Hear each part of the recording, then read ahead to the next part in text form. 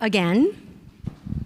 So I'm sure you guys have all jotted down some insightful things to take back to your teams. And now we have come to our last panel of the day, saving the best for last, right? Before we all, as Steve said, get drunk. But anyways, so we are here to discuss how companies of all sizes are tackling merchandise planning challenges. So we are joined here with our 4 very seasoned panelists, so let's give them a chance to introduce themselves. Hi, everyone. I'm Jennifer Smith. I am the Director of Planning and Allocation for Michael Kors. I've been with the company for about 8 years. I'm a graduate of the Fashion Institute of Technology in New York. I have one of my professors here in the audience. So excited to talk to you guys about all things merch planning. Hi everyone, I'm Kiera with Tecovas, also Tecovas, however you want to say it. I have been with the brand for about 4 years, but have experience across multiple different companies. I'm just really excited to talk to you guys today. Hi everyone, I'm Shelby Goldfaden. I'm the Director of Merchandising at Lafleur. I have been there for about 9 years doing a bunch of things, but merchandising is my primary responsibility, so excited to be here. Thank you. Hi, everybody. My name's Kiera Ganann. I am the global GM for the Ralph Lauren brands at Delta Galil, and I've spent most of my career leading sales and merchandising teams for large global brands like Ralph Lauren and Levi's, and thanks for having us. Cool, so let's get right into our discussion, starting with Jennifer. At Michael Kors, what's the biggest planning challenge your organization is facing right now? And more importantly, how are you tackling them? So I think in the industry right now, things are moving very quickly. The customer is changing how they shop. We want to meet her or him wherever they are as soon as possible. So I think a really big challenge for us, and I know a lot of you guys, is how do I decide what product needs to be in what store, when does it need to be there, and how much of it do they need? Balancing that with, everyone obviously wants their own tailored assortment, but there's also a brand vision of what Michael wants. So how do you balance those tailored assortments and still carry consistency with your brand? So we don't have the most sophisticated systems, but that's fine. We have very talented people. So I always encourage my team, and the way I like to work is through building stronger relationships with our product teams. So you may not have the budget to buy the best system and all of the AI. I'm sorry for all of my vendors out here selling all of their amazing solutions, but sometimes that's not where you're at today. So how you can tackle these assortment issues and data versus product is building your foundation with your buyer, your merchant, your allocation team, so that when you're writing an open to buy, you're signing off on an assortment. The planner, I always tell my team, as the planner, you should feel equally good and confident about what is going into your store as your buyer does. And they should feel equally as confident about the merchandise plan you're signing up for that season as you do. So through those conversations and that relationship, you guys can share insights with each other and really collaborate and partner to make sure that you're putting your best foot forward for the brand. I love what you just said, because truly, we can have the best system, best AI, machine learning, and all of that, but if we don't have the right team and collaborating with each other and still infusing the art of what we do, then we all just become robots, and in the end, our results won't be optimized. I have to agree with you. It's a system problem.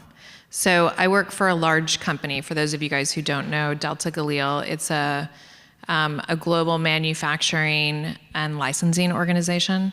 And as a global GM of a new category with a very storied brand, and when I say that, I mean we're launching sleepwear and intimates for Polo and Lauren. None of our systems around the world speak to each other. So there is a lot of work that the teams are doing that I was doing 25 years ago before internet was like a big thing. So it's really surprising to me how large brands and businesses can get without that level of alignment. So how we're tackling it is a lot of spreadsheets, a lot of testing new systems that don't work, years of SAP conversion that will never see the light of day for me. But that is 100% the biggest problem that we face on a daily basis is like the data. And it's super frustrating because no matter how great your product is, how good your pricing strategy is, how important your key retailers are, if you don't have integrity in your data, there's always going to be mistakes. And we can all get over the mistakes and we can keep moving forward and growing, but it's definitely a challenge for us. By the way, if you guys are thinking of implementing AI or any system, make sure that your master data is clean. So that's your responsibility and not the system that you're buying. Anyways, enough of that. So let's move on to the next question for Kiera. This one's for Kiera. Would you describe your company as small business, small, medium, or large? And with that in mind, what's the biggest opportunity and biggest challenge that comes with your size when it comes to planning tools, teams, or decision making? Quite a question. Size is all relative. You depends on who you're comparing yourself to. We are 10 years old, but a rapid growth company.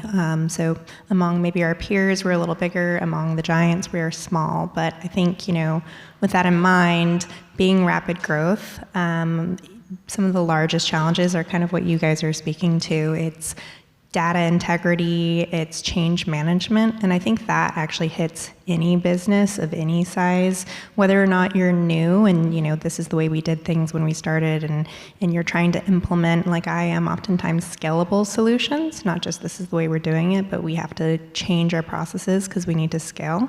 Or in the reverse, if you're at a larger brand and you're trying to change some thought process of how we've always done it this way, why would we change this process?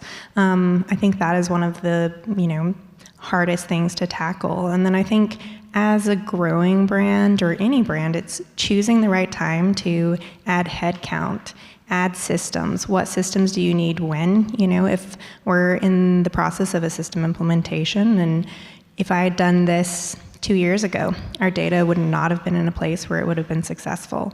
Our team would not have been ready to have managed through this and provide actually a process for the system to go off of. A system is it's an optimization. It's not a magic wand. Junk in, junk out. I know everyone's been saying that, but it's really picking the right time that not only is your data ready, but your team and your leadership is ready and recognizes that this is going to be successful. And getting those building blocks in place at the same time. I think those are some of the major headwinds for any brand of any size. And change management is so important. We were talking in one of the roundtable discussions earlier, and I asked the group, how have your shopping patterns changed over the last few years? Someone said, they've changed every year. So then as a retailer, as someone that works in corporate, we should be changing every year. If we're all evolving as consumers, we need to be accepting that change as well and helping our teams see the change that's going on in the industry and help them accept it. Yes, change management is very difficult. And of course, living in the world of planning, buying, merchandising, for some reason, every day there's always a new priority. And everything becomes a priority, and we all know what that means, right? So I do think that to help us all live and be able to go home at respectable time rather than living there 24/7, we also have to then teach our teams, and for that matter, the powers that be, that, hey, not all of this can be done all at the same time, right? And that is part of a change in mindset, because our world has always been get it done, get it done, get it done. And we do get it done, but we're dying at the same time. So I certainly learned that from managing and coaching my team, where I know I'm going to lose these people if I don't say something. But it's not easy, but we have to start, right? I mean, I think that's interesting topic of like, we can't get it all done at one time. But I also think you said something that made me think about whiplash. And I feel like I feel like we've all been dealing with some whiplash, right, in the last couple of months. Yeah, our necks are like. Yeah, just we won't say that, we won't utter the word, but there's something really important, and I think we're losing it a little bit in this industry of like sticking to a plan. Yes.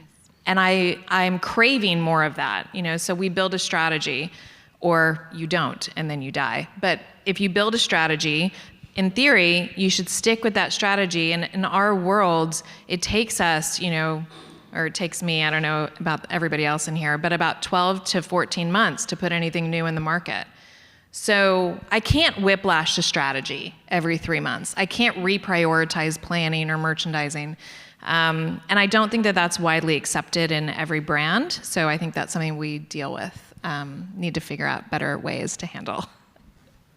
And I will say that is, one of the largest challenges is how do you find the balance of being reactive, proactive, and then when do you steady the course and stick with what you put that time and energy to, and that was right. There's a lot of research that goes into a good plan, and changing it consistently, the more you touch it, we all know. I think staying the course is something that we would all love to see a little bit more, just because, sales are, they're instant. You can see how your strategy is working out. And I think, if it doesn't work in the first few days, it's like we can't just scrap and go. I think staying the course in retail is very important. Things are changing, and it's not like we're trying to implement things for, years ahead, but being able to have a team and manage them in the way that it's like, it's okay if this isn't turning out the way we thought, let's give it some time, but let's also start thinking of some new solutions to implement. But I do like what you said. It's up to, us as managers and team leaders to really implement that across the organization. And not to diminish what you said about we should evolve every year. I agree. But that doesn't, you can evolve within the same strategy, I think. So how do we make sure we're doing that as brands and as leaders in the industry? Well, I think now that we are more data-driven, we should be able to have confidence to stay the course more often than not, right? And there are certain things that you have to stay the course, but there are certain things that you really do have to pivot. But unfortunately, I think in our world, what tends to happen is that we pivot too much. So again, I'm excited about AI in that to help lead us in terms of having that confidence to stay the course and actually get things done, as opposed to onto something else and never get anything done. Any other points? Okay, let's move on to our next question for Shelby. What strategies have helped your team improve forecast accuracy or better respond to demand shifts? Sure. This job is so hard. I always say to my CEO, like, I wish there was a crystal ball major in college because this is just so crazy. And I think I'm very much like a customer expert at MM. I've been there for a really long time. And she, the customer, we call her she has changed. She's evolved so much. Like her wants are just so different from what they were. At first we saw our women saying, I don't want to wear a bright color. I don't want to stand out. I'm in a room full of men. Like, I just want to do my job. Now, our best-selling color is like a brighter blue in a full suit. She's going wild from what she used to do. So these shifts are exciting, but sitting on the other side, like at headquarters, you're like, how do we do this? So I think being able to forecast differently, it's a lot about working, honestly, I think, like with your product team and your production team. For me, the first thing I thought about was, how can we stave off orders as long as possible. So whether that's working with your fabric partner and you're choosing fabrics that don't have a super long lead time, because I don't want to place things a year in advance and then she's like, don't love it anymore. So working with your fabric team, try and cut out the lead times, and then with your factory partners, which of course is very tough right now, but when can you place those orders? It's like, I want the most data as possible before I place this order. So let's work together on a calendar that sort of gets us to the place where we can have as much as possible before we hit go. Something else that I think is super important is talking to your stores. They're yes. your front line, they're executing, they're with your customer. I think sometimes we forget, we're like, we have the plans, we know what's gonna happen, we got it, but they're the ones hearing from them directly, what they wanna see from you, what they don't wanna see from you, and why. I'll use an example. We had this whole strategy of every single handbag needs to have a matching wallet. Every single one. We invested a lot of money in the inventory. Sell-throughs were not where we wanted them to be. So we were like, we don't need any matchbacks. We need all black. No more matchbacks. It didn't work.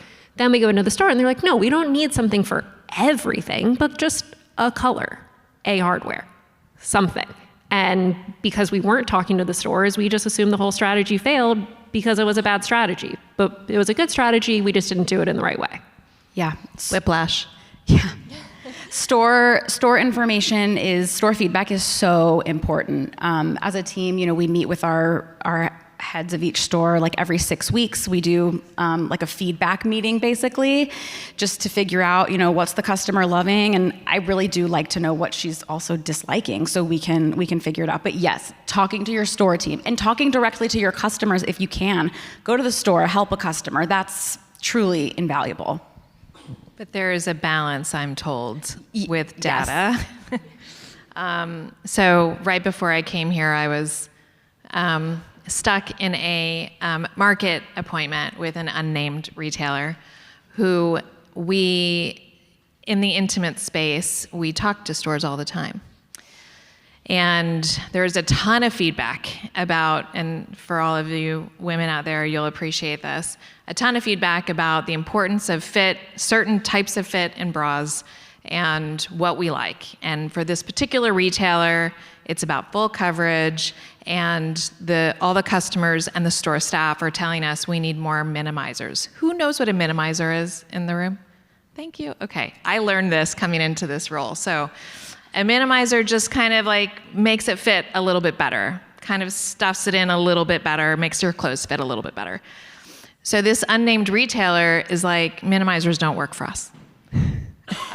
We were like, here's 17 stores that we visited in the last 3 months that have all told us you need minimizers. So there is a balance of what people, and the reason why they're saying that, I think, is because they don't have great sell-throughs, and so all of the staff is looking for new minimizers. All the customers don't see where they are. So there's some sort of balance that we have yet to strike, but it was an interesting, as I walk into this and hear this conversation, I'm like, that's sticking in my head, that we have to figure out the balance. You have to definitely match it back to data, because you can get anecdotal feedback that everyone is so passionate about, and then you look at the data and you're like, that is the opposite of what I heard. So of course, grain of salt, and staying with your vision. So not always like the customer voice and sticking to who you are as a brand, but so many facets. I do think there's also an element of what we're talking about. You're getting the retail feedback, you're verifying it, but you also need to verify your own data. Similar to what you're saying, you have a low sell-through. Was the plan appropriate? I think it's okay to be honest with yourself and say, maybe I was too aggressive, and that shouldn't be necessarily a metric of success in this case. And looking for information not just from retail, but there's always feedback online. You have search terms, you have people love to comment on Instagram and tell you really what they like and really what they don't like, and it's going in the marketplace. It's those intangibles that you can mirror back in your data to verify it, but you can't just use one KPI as well. If it's just sell through, then you're going to get some very skewed results. If it's just margin, you're going to have something very different. So it's it's really looking at your business from all angles as well as you're measuring success. Absolutely. For our bottom sellers, usually once a month, what I like to do is I go on our website and I look at the customer reviews. So I'm like, why don't they like this? I love it. Doesn't fit an iPhone. I'm like, easy. Or, where is it in the store or on the website? If you're looking for your bottom seller and it's on the last page, maybe they're just not finding it. So yes, absolutely. Finding the balance, actually, in everything that we do is very important. So finding that balance between data and what customers are saying, what the brand is all about, right? The brand ethos, and what the customer is saying. Because if you only listen to your customer, and yet it doesn't meld into your brand, then who are you, right? So, but listening to your customers and listening to the stores is extremely important. My favorite, what I would do is I would go into the stores and I would go into the dressing room and try on things, and that's when I hear the customers. And then our salespeople love to also talk to them. So it was a first-hand comment on what things, and it was really interesting when you compare what the merchants or what the designers were thinking about a product versus what how the customer received it. So it's important that we all think holistically in terms of what we do. And what I mean by holistically is I knew from the get-go that my success was only dependent upon the partnerships that I worked with, and number one being in the stores. And then, of course, my buyers and my merchandisers and designers. So, again, going back to that team, right? Okay, so then we have another question for Kiera. How do you stay nimble in planning without sacrificing long-term vision or margin? Well, I mean, if I had a clear answer to this, I think I would probably be in a different place in my life. But I think we've sort of touched on it a little bit. I think everybody has said something. When you just talked about sell-through not being the best KPI, that's an interesting one, because I do feel like the less inventory problems that you have, the more nimble, of course, that you are to make those decisions. Tests don't really exist in the way that I learned tests should happen, which is that you have a fast-track process. So you need 3 months, right? And then you decide, you learn, but it's all a long-term game. So I think if you come at the planning element with what is my long-term value of that consumer, what is the long-term value of my brand, what am I ultimately trying to achieve, then you're going to be able to make mistakes and fail fast and move forward. I think we all have appetites that are too big. I think we make huge bets because we all deal with pretty big brands here on this stage. And then I think if you're in a small brand, you want to be big quickly. So I think that we have an appetite that's too big. So staying nimble by buying less, selling out, being very measured in how you're talking to your consumer, and not putting too many eggs in one basket. I currently have too many eggs in the China basket, as an example. So that's something that we've been working on, diversifying, and that has prevented us from being as nimble as we need to be. So recognizing those things, giving yourself some rope to make some mistakes, and being able to really think about where am I going to be in 2 years. Stop focusing on a 6-month plan, focus on the 3-year plan, and really give yourself the rope to make the right decisions. I agree. When it comes to margin, one of the things that really drove me nuts is when, in your heart of hearts, you can really only sell 300, but the MOQ is 1,500. We still bought it. Why? Well, you can do that if you are balancing the assortment, right? Yeah, but even if you were balancing the assortment, if you could only sell 300, and you bought 1,500, you're now left with 1,200 more to sell. No. I mean, take the margin hit. Take the margin hit on that one item as long as you have the cash cows to balance it out. Thank you. Yeah. That's what we should have done. But unfortunately, it's like, oh, but it's gorgeous, and it's gonna sell, and I love it, and it's that, oh, I feel. Yeah. But here's the data. Yeah, I mean, I balance the I feel all day long too. Working with a very strong brand equity with Polo and Lauren and their feelings on how the product should look, coupled with the data that I have, coupled with, other opinions of, planners, merchants, marketers. I mean, everybody's in the mix. And it's what I think is most important about actually the merchandising function is that you bring all these people together and you can pull out like the most important pieces of what they're saying, and you have brand integrity and you have strong planning and you have good sell-throughs, and obviously that's like the target and the goal.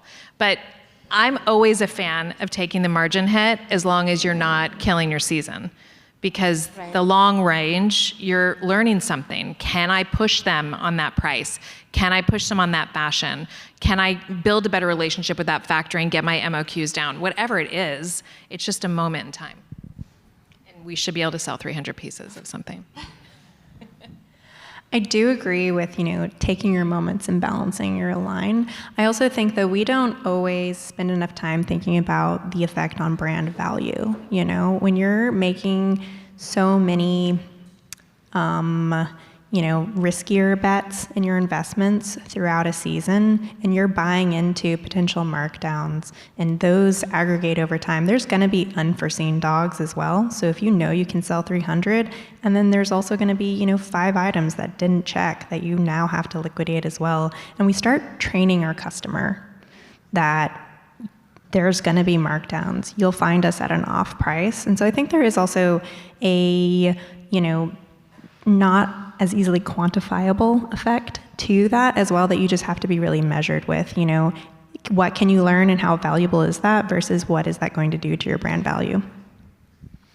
And I mean, I'm sure I have some Tapestry friends out here. Look what Coach has been able to do with their business. Like, they stood for the brand vision, were able to grow their full price business, weren't so reliant on outlet, and it's one of the most successful retailers, I think, sitting in this room today.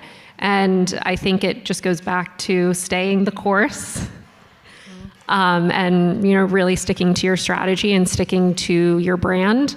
I was at NRF a few months ago, and someone on stage she said, "You can't be everything to everyone. Just be you."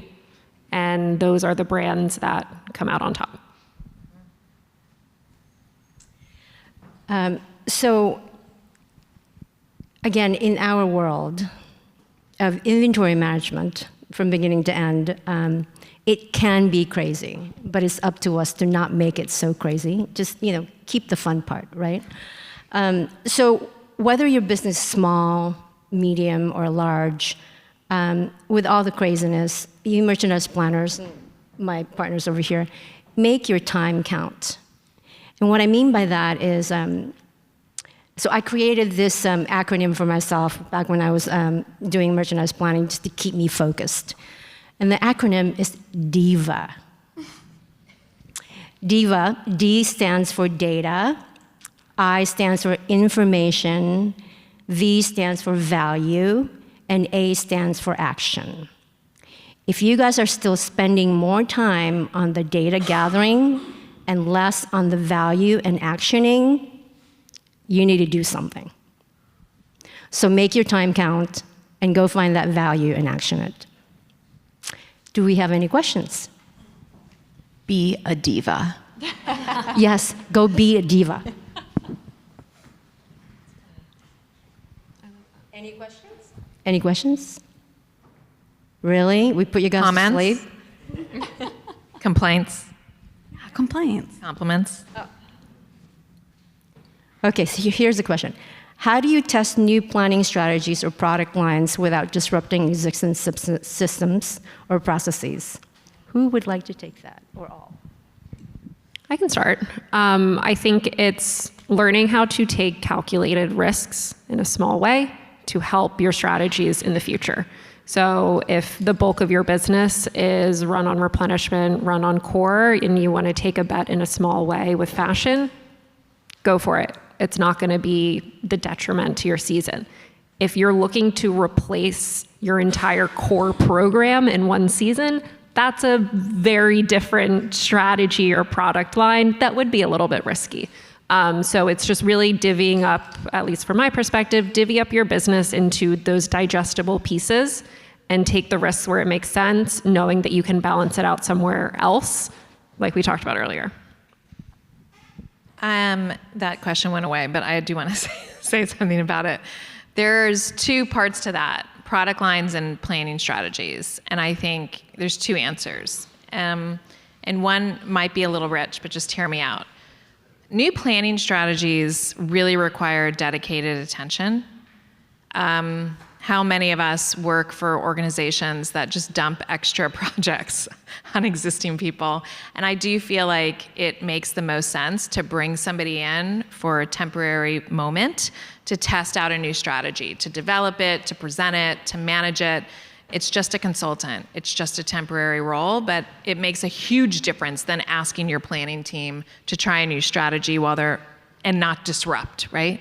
And then the other one is a new product line. That's why I mentioned earlier a fast track plan. So it's a different GTM. It's managed completely differently. That's the only way to really test a new product line properly.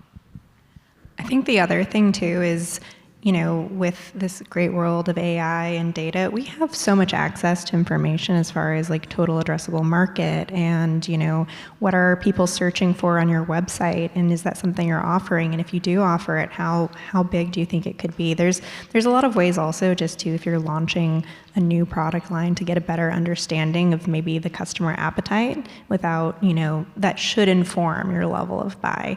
And then I think, it's understanding with your leadership, is it a win if we sell out? Are we okay taking, being conservative? How bullish do we need to be, and all holding hands as a business? Because the worst thing you want to do is launch something and everyone says, well, we knew it wasn't going to work, and now you have to liquidate. Another question, what is important to you in a planning tool? Accuracy. Giving you a recommendation. We can all look at data as much as we want and stare at it, but what is it telling me to do with that? Yeah, I think, in the world of Diva, it's about value and action. If you're spending all day looking at different segments of data, I think you should be able to pull value and action out of that, but where you're really saving time is when you have a system that you're not spending all day clicking, changing a field, clicking, because you can do that in any system. You can do that in Excel, where what you need out of a planning tool is recommendation, is insight, so that you're, getting the value out of it.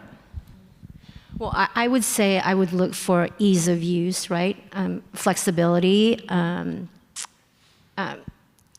I've done so many due diligence with systems, and they tell you, oh, it's so user-friendly. And they convince you to buy it, and you buy it, and it's not user-friendly. So truly... It's user-friendly for them because they built it. Yes, so you know how to use it. So, but for sure, I would look for ease of use and kind of like a self-service functionality as well.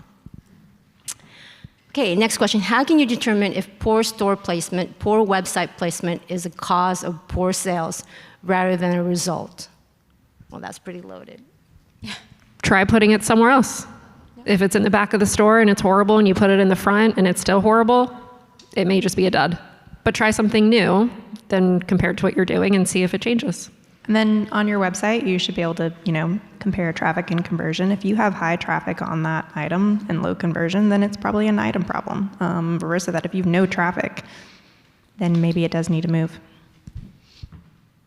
And if you've moved it around and it still didn't sell, it's the product. Yeah, I think, we sometimes take for granted that we have a whole slew of experts that are building this stuff. So I do feel like if you really believe it's an iconic product for you, for your brand, you should try a few different ways to present it. If you don't, and hopefully you didn't buy it big and make a big investment in it, then move forward. Because the longer you wait for that to hit, also it could be very detrimental to your brand equity. So just be careful about that one. Next question. How do you recommend partnering with your IT data teams? What makes the ideal system partner? I can take this because we're in implementation right now, but I think, if you're in planning, you should be best friends with your IT and data teams because as part of the diva, you are in data a lot, and you need clean data, and you need partners that are surfacing it and providing it clearly. And they're going to be holding your hand during any kind of implementation and selecting a system. We know what we need out of the system, but they are the experts of what will be going into the system and how it will be playing with their whole tech stack. And if you bring on something that doesn't play well, you're going to get, say it again, junk in, junk out. So you need to be holding hands with them and making sure that they're as excited and see the vision for the tool that you're bringing on, and that they see it as something that they can move forward to just as much as you do. I love my IT partners. I don't know if they say the same thing about me. But I think sometimes I feel like when you work with an IT partner, no matter how long they've been there, how great they are, it's almost like you're speaking two different languages. But I think we have the benefit of we work with physical products. And sometimes I'm going to say dumb it down in the least offensive way, but like if you can't figure out the cost of a product, what do you mean? We bought it. It exists. It's here. Help me figure this out. And just get past I saw it in WMI, and then it was in MMS, and then it was there, and then it wasn't anymore, and I don't know what happened. Just talk about what you're trying to solve in very basic terms, because we can all digest product. We don't do that complex of a job. It's a handbag, it's a shoe, it's a bra. And I found just taking some of the systems out of it and just talking about the issue with IT, it helps the conversations a lot. Well, I've always had a love-hate relationship with my IT team, especially when they would tell me, "Is your printer on?" I mean, yes, it's on. Did you restart it? Exactly. Hard boot, but soft boot, right? But anyways, I think it's also partly just knowing who in IT does what, right? You could be talking really just to the help desk, and yet you're trying to, and yet the person that you need to talk to is actually the programmer or the coder or whatever. And we use IT, I think, very loosely, but there's so many different responsibilities within that area. So, anyways, but yes, I've always had a love-hate relationship with them. Mostly love, really. Anyways. So, next question. Love what you said about staying the course. When things go off plan, how do you decide when you need to pivot or when you have to stay the course? I think that's a hard one. I think this is where it's not about data. And it's about what does this mean to your long-term vision for the brand, which can be very debatable. And I don't think anybody has the right answer here, but there's... Okay, when I was at Ralph Lauren, we launched a brand called Denim & Supply. And we were very excited about Denim & Supply. We were so excited we put hardwood floors into Macy's, which is a crazy thing to do at the time. And there was not, the business was good. It wasn't blowing the doors off, but it was good enough where we built a couple of stores. We had a great website. We invested a ton in marketing. And the question is should we pivot and refocus, it wasn't my decision, and refocus all of our resources into the Polo brand. And this was like a back and forth for about a year. Denim & Supply, over the course of 2 years, became a $350 million business, like overnight. And the decision was made to pivot because those resources were better spent on a flagship brand that had long-term value that was more important and valuable than the Denim & Supply brand. So I don't know if that was the right decision. It was a beautiful product. I have lots of vintage Denim & Supply, if anyone's shopping. But I think, in that, and you could also have that same conversation when you're talking about staying the course on Polo men's, like when that was not working very well, and now it's working very well. So I think it's a gut decision and it's a brand decision, and sometimes you make mistakes. As long as you fail fast, you can move forward. I also think understanding the impact of what it is. Are we talking about one product missing plan by 5%, or are we in the hole to budget by $100 million and we're only in Q1? So looking at, okay, how big is this problem? How big could this problem be? And maybe there are some things where it's like, okay, it's just a little shy to expectations, let's give it a minute. Or is this a problem that's going to continue to be a problem? So it just kind of depends on what that impact to your overall business is, if you need to change now or if you have time. Well, and I think, kind of what we talked about specifically is on having as much time to make a decision and understanding what are those trigger points for a decision. So if it's been selling for a week and it missed your plan, and this is the first time you've launched anything like this, and there's a lot of variables going into that, I think you got to stay the course a little bit and analyze it and continue on. And then understand, okay, when is the next time I actually need to place, or when is the next time the window in which I can cancel fabrications, I can cancel orders, or anything along that line, and giving yourself that timeline to dig in and understand. It's just creating that clear expectation with your partners too. If a week is not enough time to pull a trigger, we don't need to mark something down immediately, or, what is the measure of success too? If it's a brand new item, measuring it off plan, how accurate was the plan, what information went into it, and what are the KPIs we also can look at as, a measure of success, sell-through, margin, what is this doing for the long-term vision? But you got to understand, when is your next trigger point? Well, thank you, panelists. We've actually used up our 45-minute allotted time. Let's give them a wonderful hand.